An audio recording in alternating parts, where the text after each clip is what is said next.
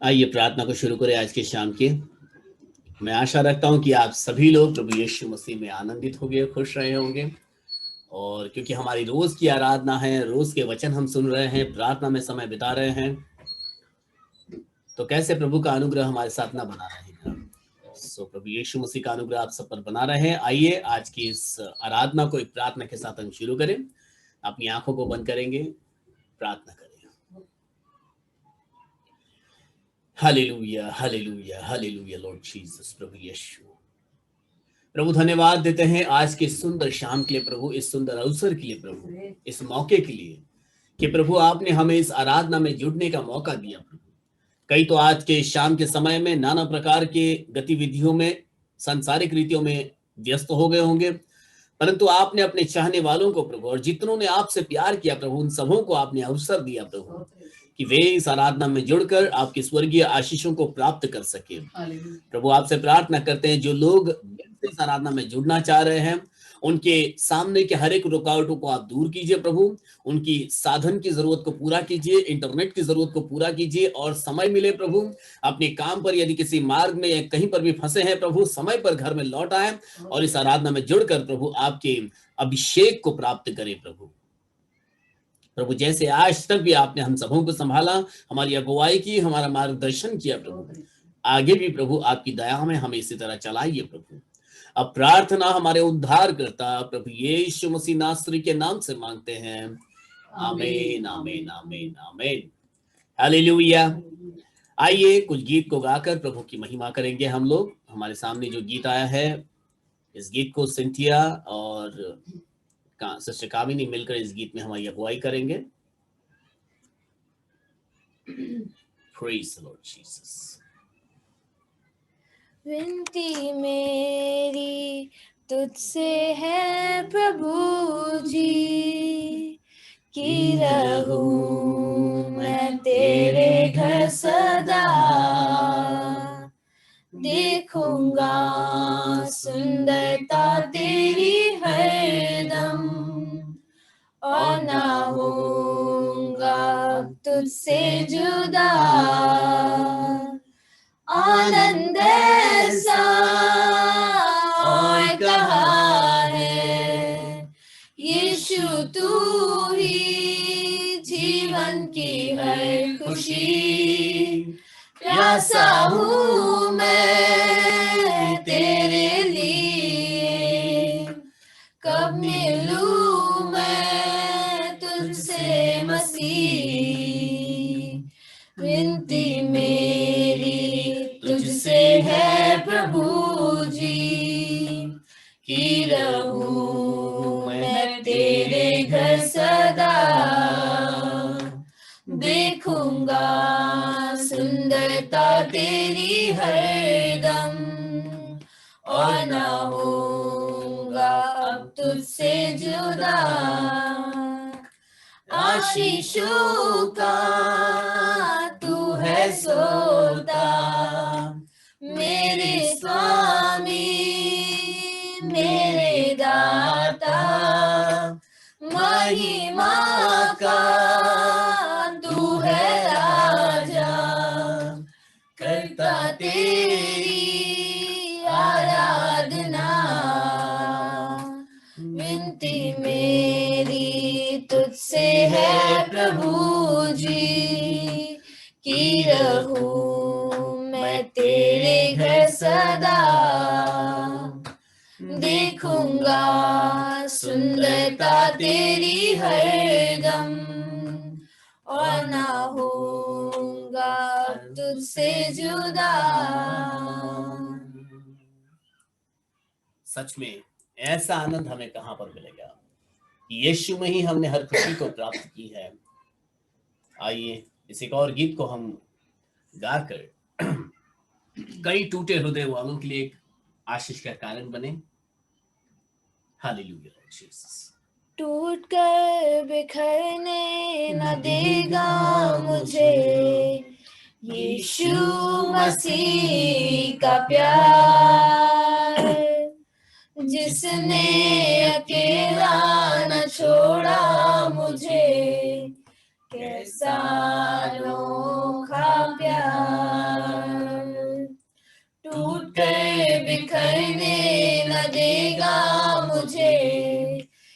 यीशु मसीह का प्यार, जिसने अकेला न छोड़ा मुझे, कैसा अनोखा प्यार। माँ की तरह मुझे थामेगा वो, गिरने न देगा मुझे, मेरी आंखों के आंसू को पोंछेगा वो, बाहों में लेगा मुझे। मेरी निर्बलता में मेरी सामर्थ, यीशु मसीह का प्यार, जिसने अकेला न छोड़ा मुझे, कैसा अनोखा प्यार। मेरी निर्बलता में मेरी सामर्थ, यीशु मसीह का प्यार, जिसने अकेला न छोड़ा मुझे, कैसा अनोखा प्यार। यीशुआ यीशुआ यीशुआ यीशुआ यीशुआ यीशुआ यीशुआ यीशुआ यीशुआ। आमीन, हालेलुया लॉर्ड जीसस। कि मेरी निर्बलता में वह मेरी सामर्थ बना, यीशु मसीह के प्यार ने मुझको थामा है, जिसने मुझे कभी अकेला छोड़ा नहीं। आइए इस शाम के समय, इससे पहले कि हम संदेश में आगे बढ़ें, क्रिस्टल प्रार्थना में हमारी अगुवाई करेगी। Yes Crystal, lead us in prayer and then will move to praise the Lord. मामा मेरा आवाज आ रहा है? हाँ आ रहा है, बिल्कुल आ रहा है। Praise the Lord, praise the Lord, hallelujah hallelujah. यीशु यीशु आज तक संभाले रखा है, इसके लिए धन्यवाद यीशु। धन्यवाद। हर एक मुसीबत, हर एक संकट और हर एक शैतान के वार से हमें बचाया रखा है यीशु। आपको कुछ धन्यवाद देते हैं यीशु। यीशु हम आपको जितना भी धन्यवाद देते हैं यीशु, यीशु वो कम है। यीशु आपको धन्यवाद देने के लिए हमें बल शक्ति दो यीशु। यीशु जो आने वाले दिन है यीशु, यीशु इसमें भी हमारे जो भी ये प्रेयर है यीशु, यीशु वो अच्छे से जाने दो यीशु। यीशु मैं आपको शुक्रिया करते हो यीशु कि आपने चर्च को खोला और सारे ऑफिसेस को खोला यीशु। यीशु जो सभी हमारे साथ जुड़ पाए यीशु, उन्हें भी शक्ति दो यीशु और उनके साथ रहो। और जो नहीं भी जुड़ पाए यीशु, यीशु उन्हें भी हर एक संकट, हर एक चीजों से बचाओ यीशु। यीशु ये छोटी सी प्रार्थना आपके मीठे नाम से मांगती हूँ, आमीन। आमीन आमीन आमीन, हालेलुया, प्रेज द लॉर्ड। एक अच्छी प्रार्थना मैं और आप यहाँ पर क्रिस्टल के द्वारा सुन रहे थे, और प्रभु यीशु मसीह ने तो बच्चों की प्रार्थना को, यानी कि खुदा का कलाम बताता है कि यदि हम बच्चों के जैसा न बनेंगे जब तक, तो स्वर्गीय राज के अधिकारी भी नहीं बन पाएंगे। इसलिए चाहिए कि हम बच्चों के समान बने, सीखें उनसे। कई अच्छी बातें वे हमें सिखा रहे हैं कि प्रार्थना हमें कैसी करनी है। और आइए मैं आज फिर एक बार आपको मेरे विषय पर आगे लेके जाना चाहता हूँ। बीते हफ्ते में हमने आत्मिक युद्ध के बारे में कुछ बुनियादी बातों को सीखा था कि आत्मिक युद्ध जो ऐसा नहीं है कि हम इस बात को जानते नहीं हैं। हम में से हर कोई इस बैटल में लगा हुआ है, इस युद्ध में लगा हुआ है, लेकिन कोई जान रहा है, कोई नहीं जान रहा है। और जो जानता है तो वो सही रीति से यदि युद्ध करना नहीं जानता, यदि सही रीति से इस युद्ध का सामना नहीं करेगा, तो उसके लिए भारी नुकसान भी है। तो इसीलिए चाहिए कि हम इस आत्मिक युद्ध में जय पाएं, क्योंकि प्रभु यीशु मसीह ने हमें जय पाने का अधिकार भी दिया हुआ है। आइए हम जल्दी से कुछ वचनों को पढ़ेंगे और मैं आपको आज बताऊंगा। बीते दिनों में हमने आत्मिक युद्ध क्या है, आत्मिक युद्ध करने के लिए मतलब हमारा विरोधी कौन है, इस बारे में भी हमने जाना। और आत्मिक युद्ध होने के लिए, यानी कि आत्मिक युद्ध में शामिल होने के लिए मैं कहूं, या इसमें आगे बढ़ने के लिए हमारे पास क्या योग्यताएं होनी चाहिए, इस बारे में भी हमने बीते समय में बातें की कि किस तरह से हमें नम्रता के साथ में कई ऐसी बिंदुओं को हमने नोट किया होगा। आपने इसे जो वीडियो इस विषय पर अपलोड हुआ है उसमें भी आपने सारे नोट्स पाए होंगे। आज मैं आपको बताना चाहूंगा, यदि युद्ध है तो युद्ध बिना हथियार के तो नहीं लड़ा जाता। हम सब जानते हैं बाइबल में युद्ध लड़ने के लिए कुछ हथियार भी हमें बताए गए हैं, परंतु जैसे पास्टर राज मसीह ने भी बीते समय में बताया था कि हम कई बार हमारे सोच और समझ को बिल्कुल सीमित कर देते हैं, ताकि यदि बाइबल में बताया इस जगह पर युद्ध के कुछ हथियार बताए तो उतने ही हथियारों पर सीमित हो जाते हैं।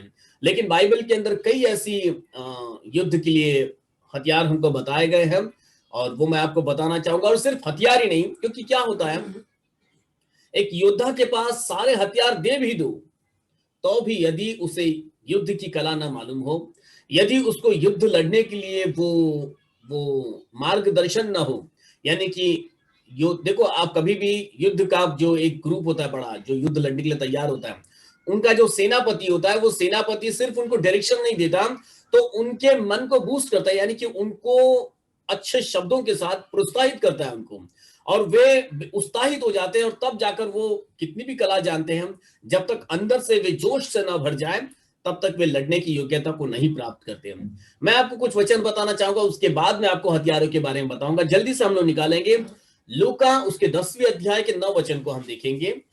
लूक 10वें अध्याय 9 वचन पढ़ेंगे।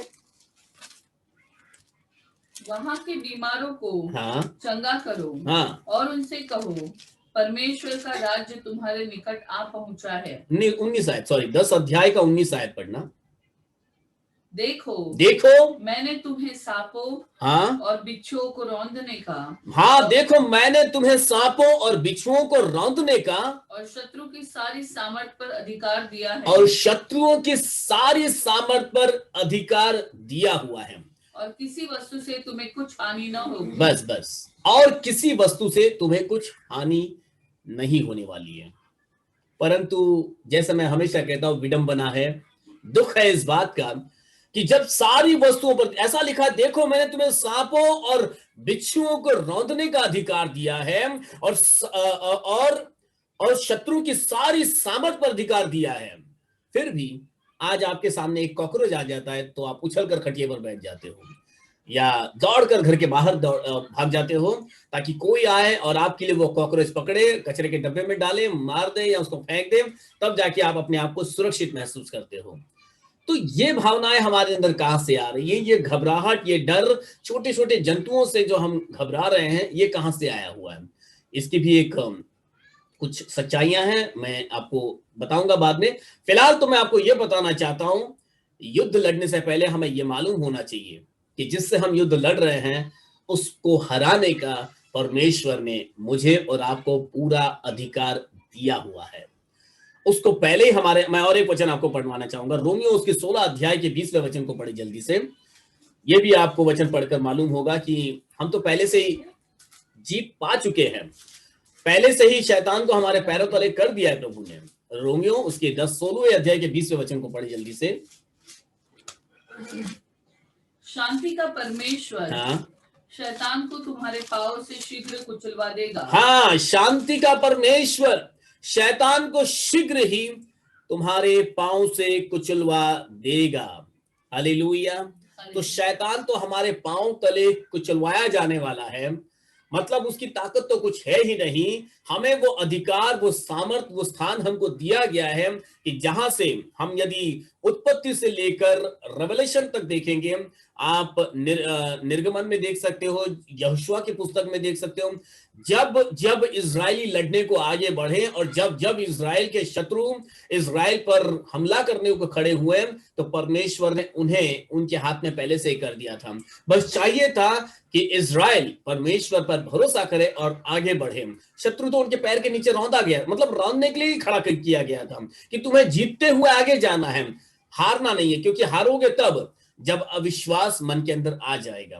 तो आज मुझे और आपको इस बात को, मतलब आज की परिस्थिति भी कुछ ऐसी है, क्योंकि हम अभी तक इस बात को जानते नहीं कि मैं तो जीतने के लिए बुलाया गया हूं, जीत तो पहले से मुझको दे दी गई है, और क्योंकि ये मालूम नहीं है, इसलिए कई लोग इस युद्ध में पीछे हट जा रहे हैं और इस आत्मिक युद्ध में हार मानकर उन्होंने वो स्थान नहीं प्राप्त किया जिसके लिए प्रभु ने मुझे और आपको बुलाया है। मैं और आप जय का ताज प्राप्त करने के लिए, जीवन का मुकुट प्राप्त करने के लिए, वो इनाम पाने के लिए बुलाए गए हैं, लेकिन इनाम से चूक जा रहे हैं, क्योंकि एक भय मेरे और आपके अंदर, यानी हम में से कईयों के अंदर ऐसा भय है कि क्या पता शत्रु तो बहुत भयंकर है, उसके तो बड़े बड़े सिंग हैं, बड़े बड़े दांत हैं, उसके नाखून है बड़े बड़े, और उसके पास बहुत बड़ी बड़ी चाल है, और वो कई ऐसे हथकंडे इस्तेमाल कर सकता है कि जिससे हम हार जाएं। बिल्कुल वो कर सकता है, लेकिन हम जो प्रभु के द्वारा यानी कि मसीही कहलाते हैं, हमें प्रभु ने हथियार दिए हुए हैं, हमारे पास वो हथियार है। परंतु दुख की बात यह है कि जो परमेश्वर ने हथियार हमको दिए हैं, इन हथियारों को हमने बक्से में बंद कर दिया। हमने बक्से में बंद कर दिया का मतलब ये हथियार इसके अंदर पूरा भरा पड़ा है। बाइबल मेरी दिख रही है आपको, थोड़ा सा एनिमेशन की वजह से तकलीफ हो रही है, परंतु बाइबल, इसके अंदर सारे हथियार मेरे और आपके लिए परमेश्वर ने दिए हुए बाइबल के अंदर। लेकिन हमने क्या किया, इसको बंद कर दिया है, किसी बक्से में डाल दिया, अलमारी में डाल दिया, और कहीं कोने में वो धूल खा रहा है। और फिर क्या हो रहा है, उन हथियारों से अगर नहीं लड़ रहे तो कौन सा हथियार इस्तेमाल कर रहे हैं? जो हथियार इस संसार ने बनाया हुआ है, उस हथियार से लड़ने की कोशिश कर रहे हैं। जो संसार का हथियार, संसार को कैसे हरा सकते, मतलब सांसारिक बातों से हम जय कैसे पाएंगे जब उसी का हथियार इस्तेमाल कर रहे हैं। तो hallelujah, we have to think on this कि कहां पर हम हार रहे हैं, कहां पर हम चूक रहे हैं। Let's see some of the weapons that we already know. हम में से कई लोग पहले से इन हथियारों को जानते हैं, जल्दी से हम लोग निकालेंगे। इफिसियों की पुस्तक 6 अध्याय, काफी हथियार इसी 6 अध्याय में मिल जाएंगे आपको। इफिसियों 6 अध्याय के 14 वचन को पढ़ेंगे। इसीलिए सत्य से अपनी कमर कस कर, हाँ, और धार्मिकता की झिलम पहनकर, हाँ, और पाँव में मेल के सुसमाचार की तैयारी के जूते पहनकर, हाँ, और इन सब के साथ विश्वास की ढाल लेकर स्थिर रहो, जिससे तुम उस दुष्ट के सब जलते हुए तीरों को बुझा सको। हालेलुया। और उस धार का टोप हाँ, और आत्मा की तलवार, हाँ, जो परमेश्वर का वचन है, ले लो। बस बस ये 17 आयत तक हम लोग कुछ हथियारों को देखते हैं, और फिर मैं आपको आगे बताऊंगा कुछ अगली बातें। यहां पर जो हमने देखा, पहले तो हमने 5-6 हथियार तो यहीं पर देख लिए कि सत्य, सबसे पहले ऐसे लिखा है, इसीलिए सत्य से अपनी कमर कसकर। सबसे पहला हथियार है सच्चाई। संसार तो पूरा झूठ से भरा हुआ है, और झूठ का पिता तो हम सब जानते हैं कौन है, शैतान, जो झूठ का पिता है, और झूठ उसी के द्वारा आता है। यदि उसी का झूठ हम इस्तेमाल करेंगे तो हम उसी के दल में जाकर खड़े हो जाएंगे। परंतु अच्छा, जो सबसे पावरफुल यदि कोई हथियार है तो वह सत्य का हथियार, यानी कि वो सत्य सिर्फ हमारे अंदर का सत्य नहीं है। यीशु मसीह ने कहा, मार्ग, सत्य और जीवन मैं ही हूं। जब मैं और आप उस सत्य को अपने जीवन में लेते हो, यानी कि हम सच्चा जीवन, सच्चाई का जीवन जब हम बिताते हैं और यीशु मसीह को अपने जीवन में ग्रहण कर जब चलते हैं, तो हम सत्य को स्वीकार कर चलते हैं। जब सत्य को आपने स्वीकार कर लिया, सच्चाई का जीवन आपने जिया, सबसे पहला बड़ा हथियार आप अच्छी रीति से इस्तेमाल करना शुरू कर देते हो, और यह हथियार शैतान को हराने के लिए सबसे पावरफुल हथियार बन जाता है। दूसरा, वहीं पर हम लोग पढ़ते हैं, धार्मिकता की झिलम लिखा है यहां पर, अपनी कमर कसकर और धार्मिकता की झिलम पहनकर। झिलम यानी कि आप क्या बोलते हैं उसको, वेस्ट कोट बोलेंगे इंग्लिश के अंदर, आई थिंक, जो पूरी तरह से आपके बॉडी को कवर कर देता है, एक ऐसा ड्रेस जो लोहे का होता है, और ये आपकी धार्मिकता। कल भी हमने बीते दिनों में धार्मिकता के बारे में बात की थी कि धार्मिकता मेरे और आपके लिए कितनी जरूरी है। कि धार्मिक होना, स्टैंड राइट विद गॉड, परमेश्वर के साथ सही, मतलब हमने रविवार के दिन इस विषय पर बात की थी कि धर्म का धन और अधर्म का धन। अधर्म का धन मतलब संसार का धन जो सांसारिक है। तो यदि धार्मिकता की झलक आपने पहली, तो वहीं पर आपने संसार से अलगाव कर दिया। संसार से अलगाव होना हमारा बहुत जरूरी है। हम अगर युद्ध लड़ना है, ईमानदारी के साथ उस युद्ध को यदि जीतना है, तो किसी एक पलड़े में तो आना पड़ेगा। कोई व्यक्ति दो स्वामी की सेवा नहीं कर सकता। यानी कि जब कोई लड़ाई लड़ने के लिए योद्धा जाता है ना, वो दोनों तरफ से लड़ नहीं सकता, उसको एक तरफ आना होगा। दोनों तरफ अगर जाएगा तो ना उसका ना इसका, वो दोनों के बीच में मारा जाएगा।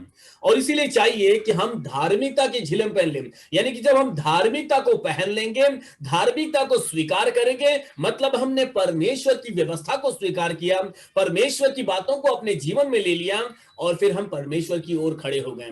यहोशुआ ने इस्राएलियों के सामने ये चुनौती रखी थी, आज चुन लो कि तुम किस तरफ हो, क्या इस तरफ हो या उस तरफ हो। यदि इस तरफ हो तो इस तरफ आ जाओ। यानी कि यहोशुआ ने भी एक अलगाव का ऑप्शन इस्राएलियों के सामने रखा कि आज हमें चुन लेना है कि हमें संसार की ओर से लड़ना है या परमेश्वर की ओर से लड़ना है। यदि परमेश्वर की ओर से लड़ेंगे तो परमेश्वर के लोगों में गिने जाएंगे, परमेश्वर के सामने खड़े होंगे और परमेश्वर के राज्य के वारिस बनेंगे। परंतु संसार की ओर से लड़ने की अभिलाषा जो है ना, हमें संसार की ओर खींच रही होती है। क्यों संसार की ओर से लड़ना चाहते हैं? फिलहाल का संसार तो हमें चमकदार दिख रहा है, काफी लुभावनी बातें वहां पर दिख रही है, तो हमें संसार का वेपन्स, उसके हथियार बड़े अट्रैक्टिव लगते हैं। हाँ, उसके अंदर कई अच्छी बातें दिख रही है, लुभावनी बातें दिख रही है, और इसलिए हम क्या करते हैं, अनायास, अननोइंगली हम संसार का हथियार उठा लेते हैं, जो कि हमें इस आत्मिक युद्ध में जीता नहीं सकता, परंतु हम हार जाएंगे वहां पर। परंतु यदि जीतना है तो सबसे पहले सत्य की बेल्ट से अपने कमर को कस ले, ताकि ये आपको स्फूर्ति देगा और आपके दम को है ना थामे रहेगा। दूसरा है, आपको धार्मिकता के झिलम पहन लिए। जब आप धार्मिकता के झिलम पहन लोगे, इस धार्मिकता को कोई भाला छेद नहीं पाएगा, कोई गन उस झिलम के आर पार जाएगा नहीं, कोई बातें आपको छू नहीं पाएगी। आपको धार्मिकता के झिलम पहनी। तीसरा हथियार है 6 उसी के 15वीं आयत में लिखा है, और पांव में मेल के सुसमाचार की तैयारी के जूते पहनकर। यहां पर सिर्फ जूतों की बात नहीं कर रहा हूं मैं। लोग जूतों की तस्वीर निकाल देते हैं और कहते हैं देखो ये भी एक युद्ध का हथियार है, परंतु जूता हथियार नहीं है। यहां पर बताया है सुसमाचार की तैयारी का मेल का जूता, मतलब तैयार। हमें प्रभु यीशु मसीह के लिए निरंतर तैयार रहना है, एकदम तैयार। मतलब ऐसा नहीं कि बिल्कुल बच गया युद्ध का और फिर हमने तैयारी शुरू कर दी। बाइबल में ऐसे तैयारी करने वालों को मूर्ख बताया गया है, क्षमा कीजिए, लेकिन हमें यीशु मसीह ने दृष्टांतों में इस बात को बताया है। जब 10 कुंवारियों की बात कही गई, उसमें से 5 कुंवारियों को वहां पर मूर्ख कुंवारियां करके टाइटल दिया गया। क्यों? क्योंकि वे एक मूर्खतापूर्ण युद्ध लड़ रहे थे। वे दूल्हे का इंतजार तो कर रहे थे, परंतु तैयार नहीं थे। जब दूल्हा आने वाला था, वो तो कभी भी आ सकता था, any time he will come. लेकिन क्या हुआ, वे ऊँघते रह गए और उन्होंने अपनी तैयारी सही नहीं की। यहां पर बाइबल हमको तैयारी के जूते पहनकर, यानी कि हमें हमेशा अपने बत्ती में तेल भरकर तैयार रहना है। मतलब है कि युद्ध के लिए भी एक सैनिक को, एक योद्धा को हमेशा तैयार रहना पड़ता है।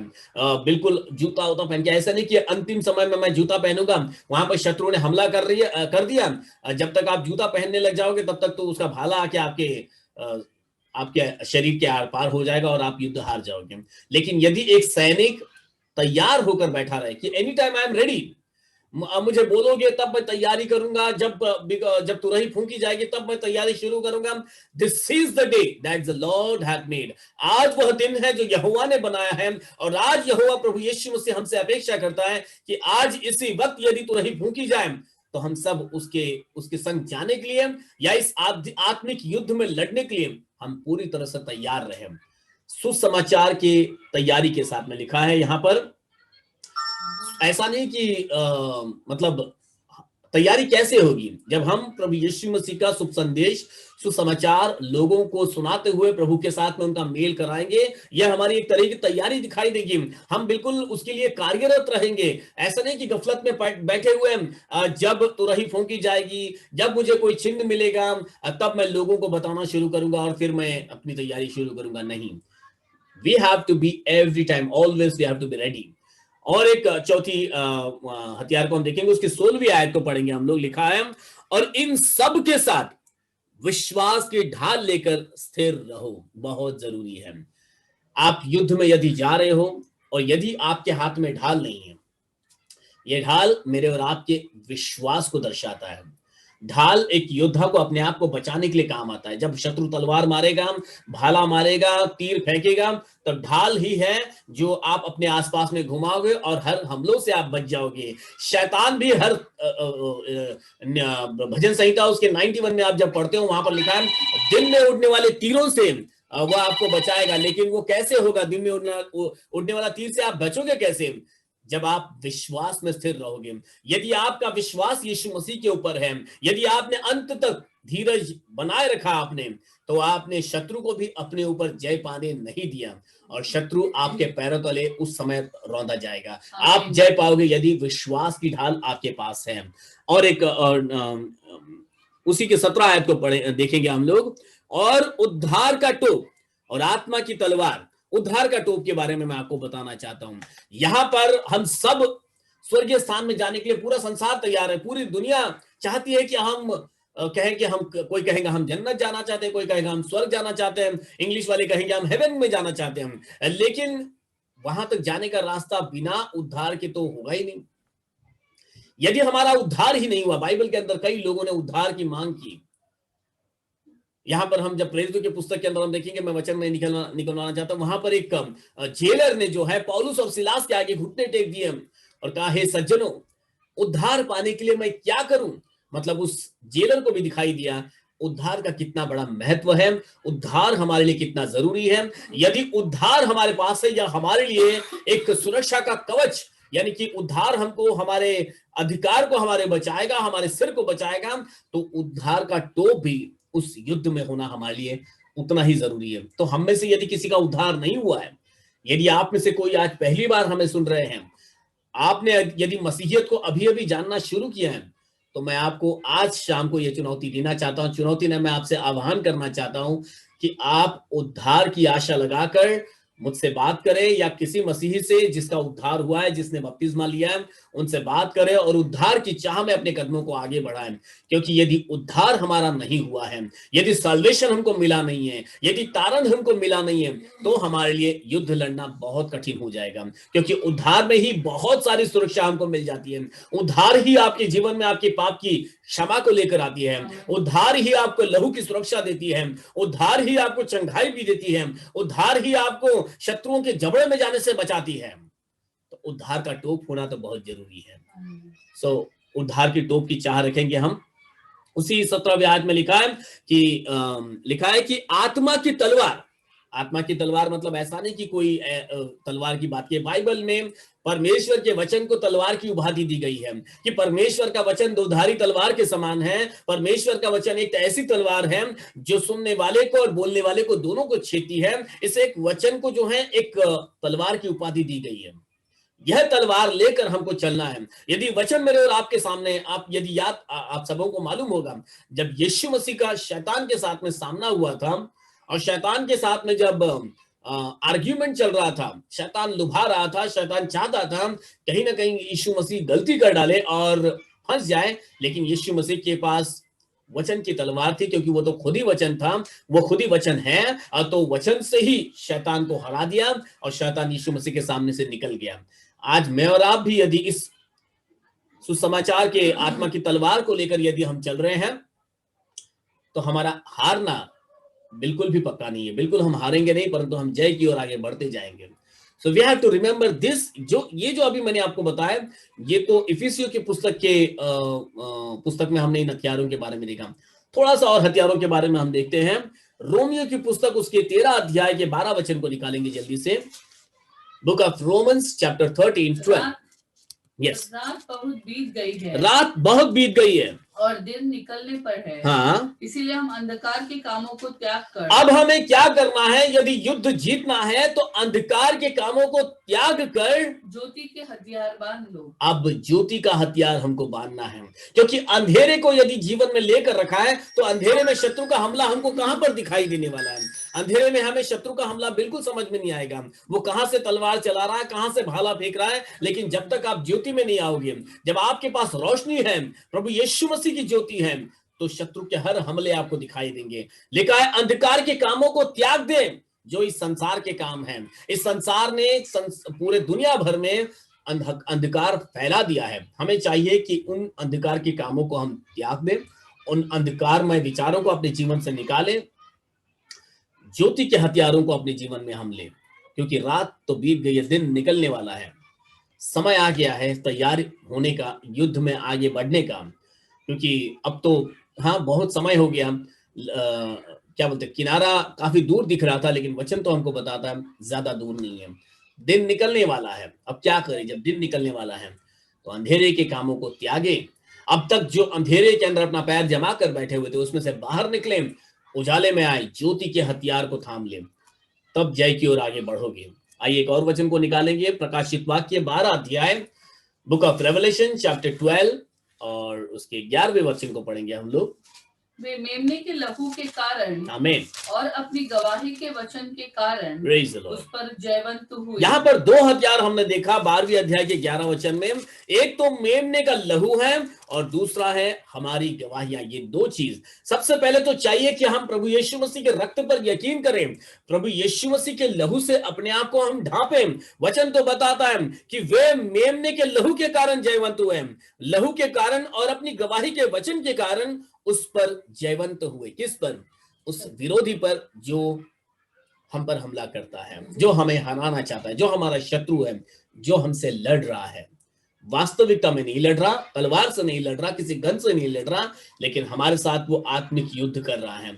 इस आत्मिक युद्ध को लड़ने के लिए हमारे पास आत्मिक हथियार होने बहुत जरूरी है, और आत्मिक हथियारों में सबसे बड़ी बात है यीशु मसीह के लहू से ढांपे जाना। इसलिए अपनी प्रार्थना में, अपनी विनती में आप हमेशा प्रभु से मांगे, प्रभु अपने लहू से हमें ढांप दे, अपने रक्त से हमें अपने रक्त में हमें छुपा ले प्रभु, ताकि जब हम प्रभु यीशु मसीह के लहू में छुपाए जाएंगे तो हम अपने शत्रु को दिखाई नहीं देंगे, और जब दिखेंगे ही नहीं उसको तो उसका हर हमला मेरे और आपके लिए तो विफल ही हो जाएगा।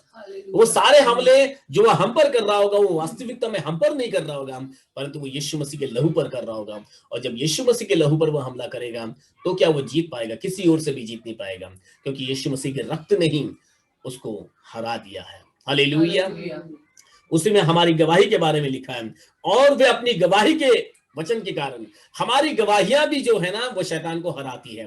जब जब हम गवाही देते हैं हम यीशु मसीह के नाम को ऊंचा उठाते हैं, जब जब हम गवाही देते हैं हम यीशु मसीह के नाम को और आगे ले जाते हैं, जब जब हम गवाही देते हैं हम यीशु मसीह के सिंहासन को ऊंचा उठाते हैं, और जब जब यीशु मसीह का सिंहासन उठेगा, यीशु मसीह का नाम ऊंचा होगा, वहां पर शैतान नीचे नीचे और नीचे जाता रहेगा, वो हारता जाएगा। इसीलिए हमारी गवाहियां बहुत जरूरी है। ये सिर्फ ऐसा नहीं है कि हम इस रविवार को चर्च जाएंगे और फिर वहां पर गवाही देंगे, नहीं। आपकी गवाही आप जिस ट्रेन में सफर कर रहे हो वहां पर भी है, आपकी गवाही जिस ऑफिस में आप काम करते हो वहां पर भी है, आपकी गवाही हर उस क्षेत्र में हो जहां पर इस वक्त प्रभु ने आपको रखा हुआ है। जहां जहां आपको मौका मिलता है कि मैं प्रभु यीशु मसीह की गवाही दूं, ये आपके आत्मिक युद्ध को उतना मजबूत करती जाती है। इसलिए ये गवाही देना भी एक प्रकार का उत्तम हथियार मेरे और आपके पास प्रभु यीशु मसीह ने हमें दिया है, इसे अपने जीवन में इस्तेमाल करें। जल्दी से हम निकालेंगे याकूब की पुस्तक, उसकी 4 अध्याय के 7 वचन को देखें।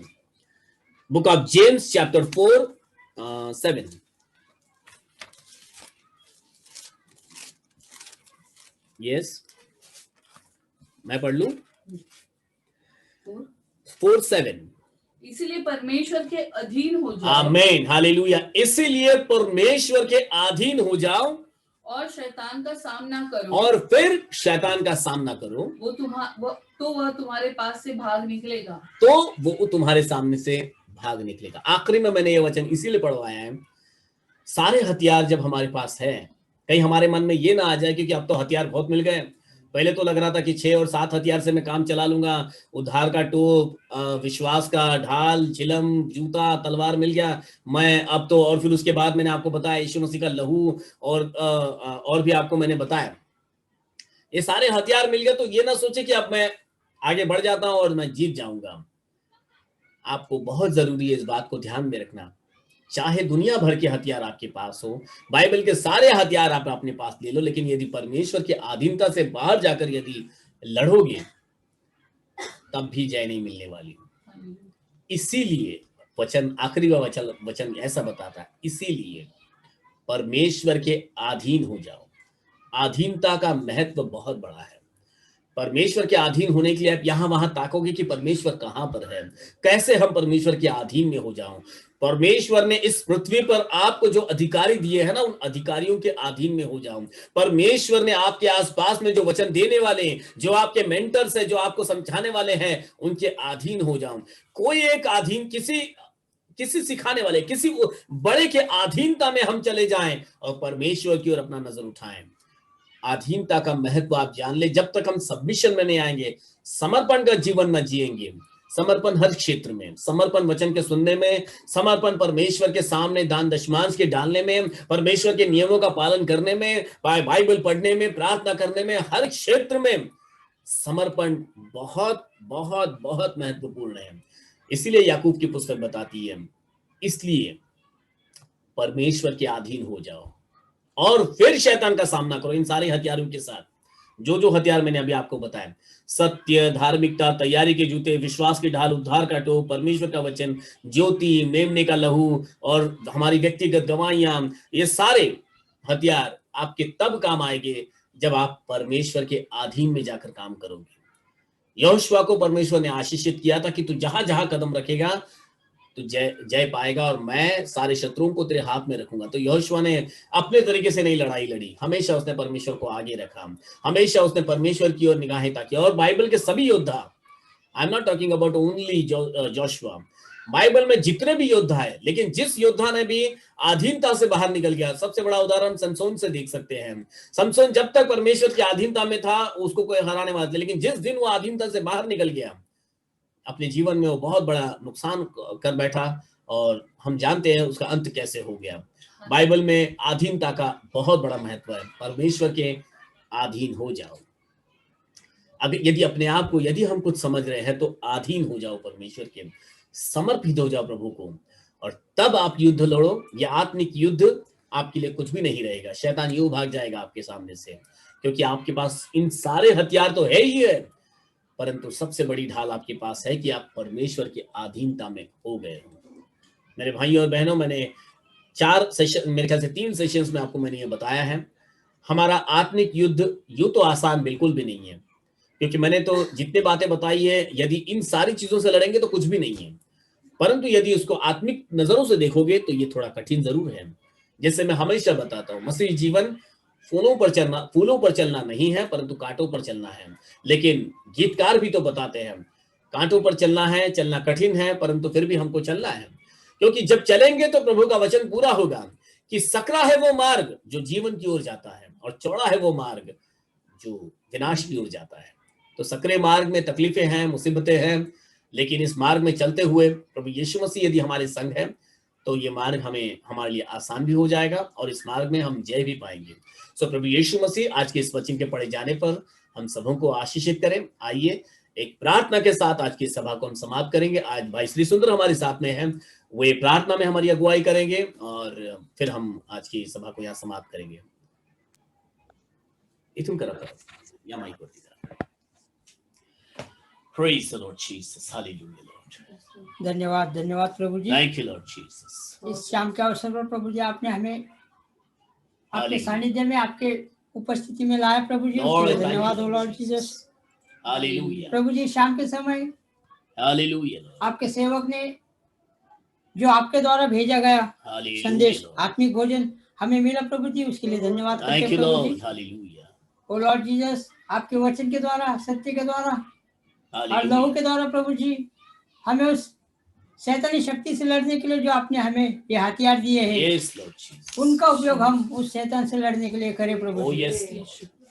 हमारे बुद्धि और ज्ञान को स्पर्श कर, और इस सांसारिक बुरी बातों से प्रभु जी यस आपने आज तक बचाए रखा, इसलिए धन्यवाद प्रभु धन्यवाद जी। प्रभु यीशु। सारी बीमारियों से, सारी तकलीफों से आपके बच्चों को, बेटे बेटियों को, जितने भी आपके साथ में है, आपके एकता में है, आपको धन्यवाद देता हूँ कि धन्यवाद देते हैं आपको प्रभु आपने सभी को बचाए प्रभु जी इस महामारी से।